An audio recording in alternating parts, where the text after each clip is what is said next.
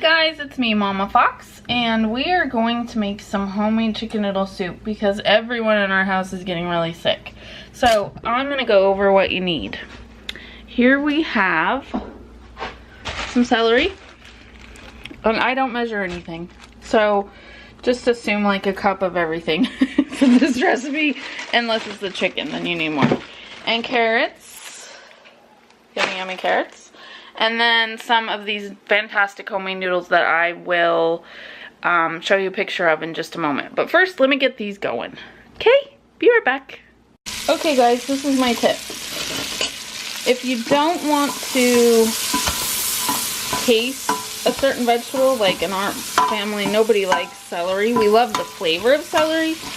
I think Damon likes celery, but it's a texture thing for all of us. We don't care for it. So you saute the celery in there, these big chunks. And since everybody's sick, I don't want to put stuff in there that's, you know, too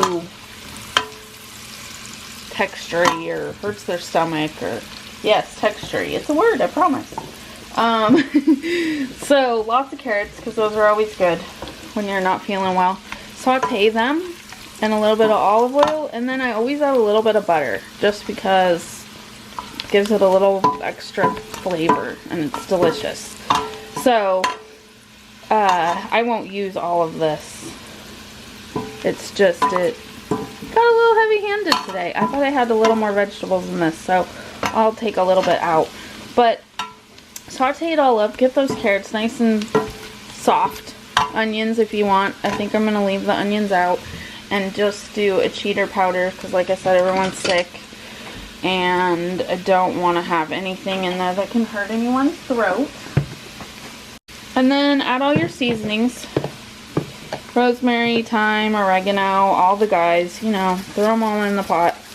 In this instance, we're going to use it dried. I don't have any fresh on hand. Dried's just as good as long as your dried seasonings are not old. Because they do get old. People think they don't because they're dried, but they do. They lose flavor, they don't taste very good, they can even just taste horrible, like rancidy. Another word. So instead of onions, we're going to use some onion powder. Gives it still that little bit of onion flavor that we all love, without the onions. Then we're going to go to the fridge. Out, and we're gonna grab some leftover chicken that we had, because I'm all about using up leftovers, and these amazing noodles. These are it right here. My mom used to make noodles by hand when we were kids for soups, but this is a really good soup noodle. Fantastic. And they're nice and thick. You can see them in there. So we'll get this going and get all this, and like I said, I'll leave all this celery in here until the very end when the soup's all done cooking. Just leave it in, then you can pull them out. Simple. Normally though, I would take them and use a little food processor and grind them all up so they don't even know they have it. They eat carrots, celery, and onion in almost every sauce I make and they don't even know it, so they get their veg in. Plus it gives it a nice silky kind of a texture, which I really like. And then these little scraps right here go to our bunny. So nothing goes to waste. So anyway, I'm going to get this going and I'll be right back. No, we do not endorse anyone, but this company right here, she's amazing. She makes everything. It's fresh ingredients, delicious. If you can see the website right there, Libertine Tacoma. She's amazing. Her products are so wonderful. This wild mushroom potato seasoning, I use it in everything. I will use it in this soup. And it gives it such an earthy, yummy flavor. So go check her website out. She's amazing. She's an amazing person too. She'll answer all your questions. I just like sharing things that I like. So that she also has this fantastic pepper and cheddar popcorn seasoning. So check that one out too. That's a really good one. Hey guys, this is what it looks like. You can see I used 3 chicken breasts and I just dumped them in the broth. This is like a dump soup. And there's the big piece of celery. See how it gets so squishy and can hardly even hear it. Sorry, my dishwasher's going.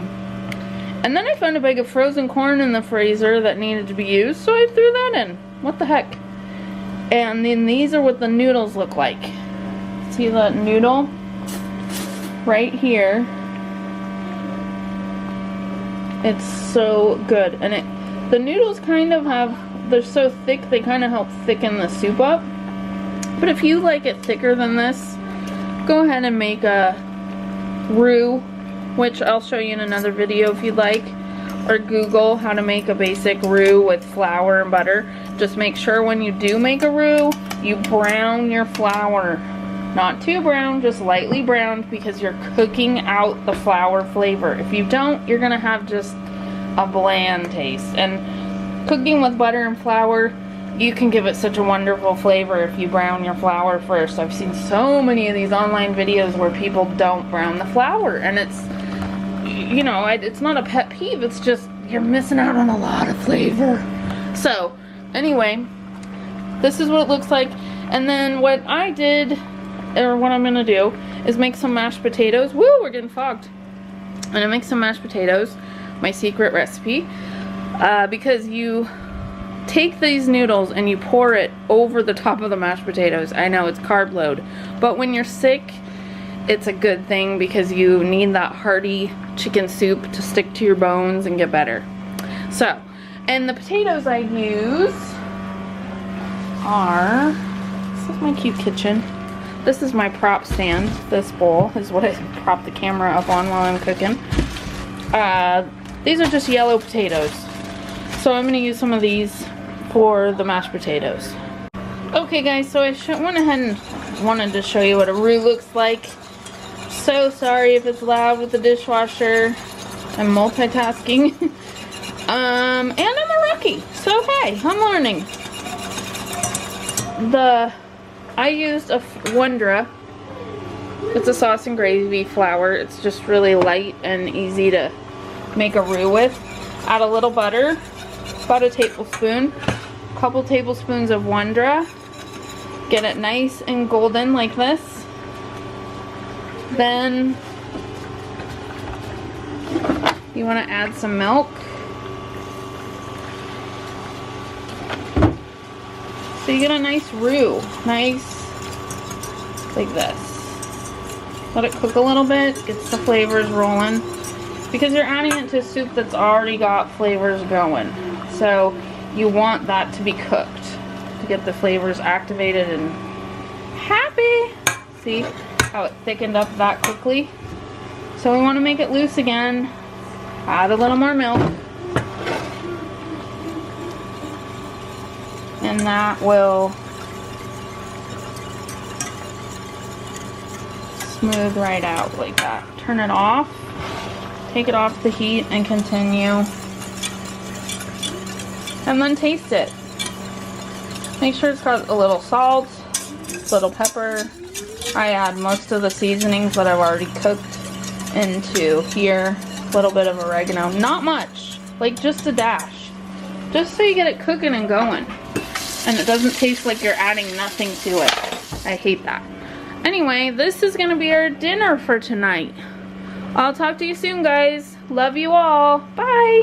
Okay, guys, I'm going to make some mashed potatoes because they're always good when you have a sore throat.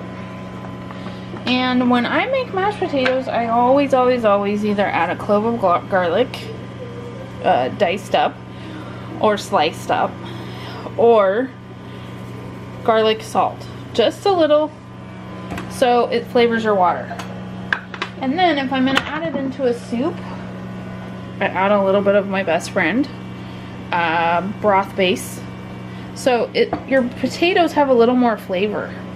That's just my own personal thing. You don't have to do it, but I learned long ago from some really fantastic cooks and chefs that you need to season your water.